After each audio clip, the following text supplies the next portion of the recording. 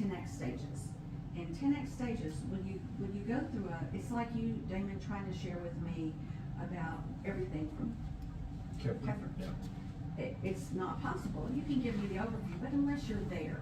So, and this is something I've been able to communicate with Nate on for the last couple of weeks as I'm going through this process, because he was there, he's gone through the process himself, knows pros and cons.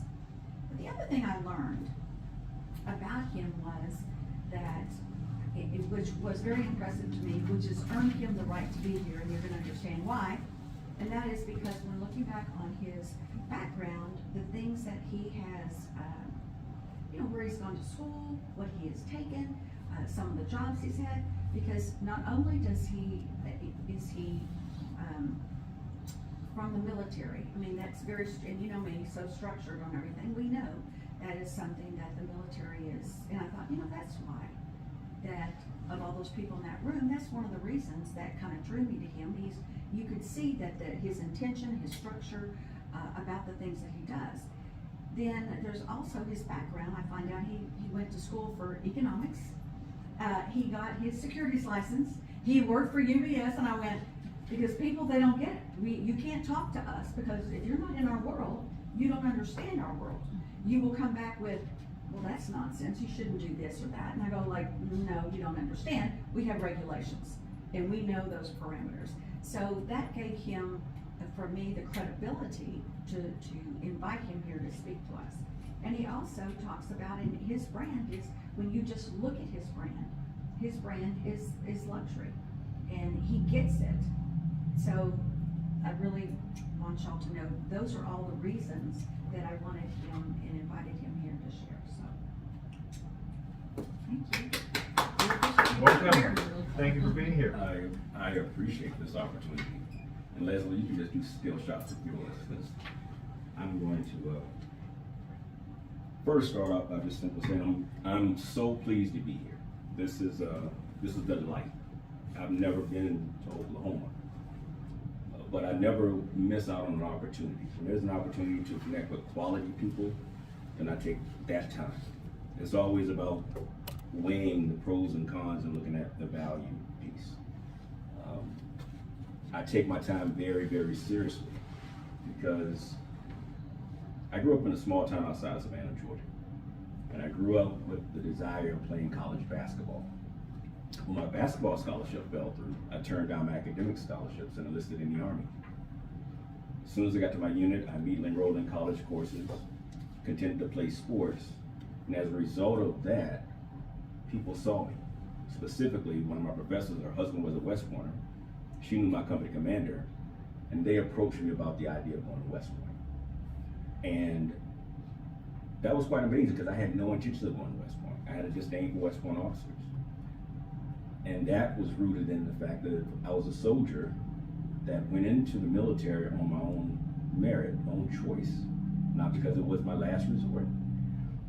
But I saw people come into the unit that were in leadership roles that in turn didn't understand the diversity and the capacity of soldiers, that someone's rank or title didn't determine what they actually had in their background. And so when the opportunity came to me, I said yes to going through the paperwork, but I still had no intentions of actually going.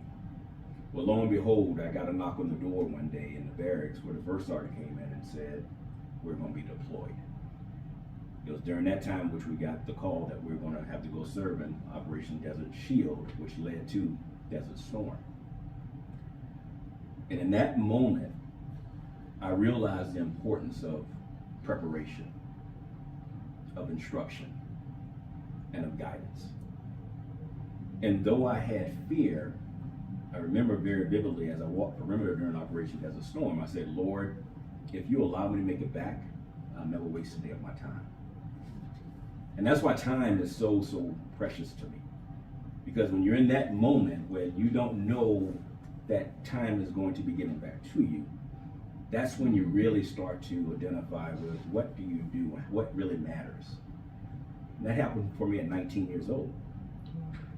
And so I've always said that 1,440 minutes per day.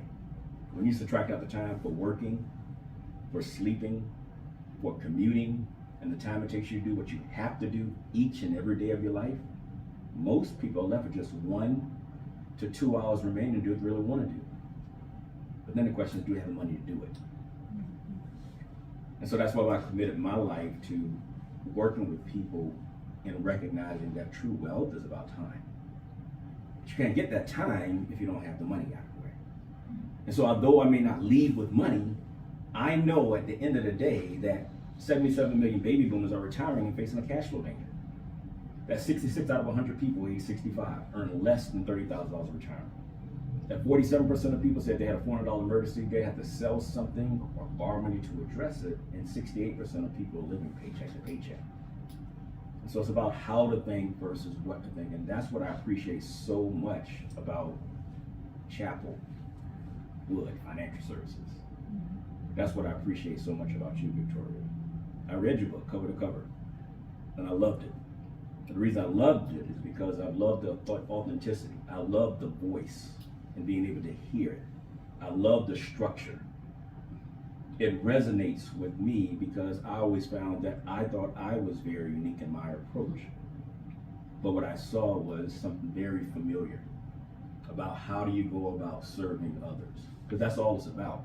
It's about serving. In fact, it's about recognizing that you're doing others a disservice if you are not engaging with them when you know you have something that's good to offer.